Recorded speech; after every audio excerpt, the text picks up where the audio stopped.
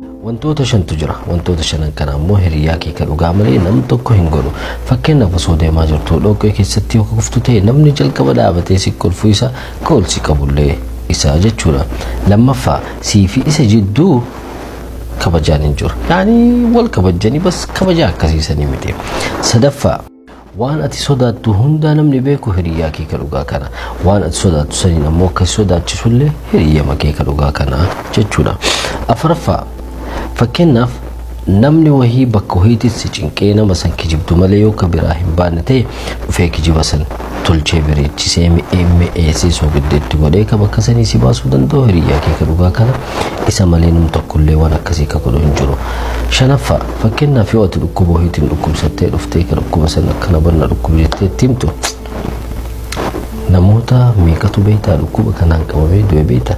Intalli maaliin tenna takka bar dhukkuba kanaan duute jedhee ka lubbuus su haga sodaachisuu irraa sitti himu. Almuhim hiriyyaa akkana yoo qabaattan ta'e rabbi umrii isaa sinee haala dheeressu. Hiriyyaan akkana hiriyyaa dhugaati.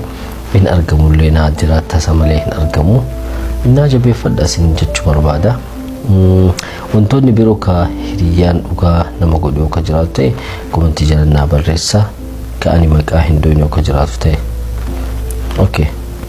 Hiriyyaa kana rabbiin umrii namaa haa dheeressu. Ka wayita rakkinnaa fi bal'innaallee nama bira dhaabatu rabbiin umrii namaa haa dheeressu. Namoonni du'aa hinaa gootan ammoo hedduu galatoomaa isiniin jechuu barbaada. Ammallee du'aa hinaa gochuu hin dagatinaa. Galatoomaa.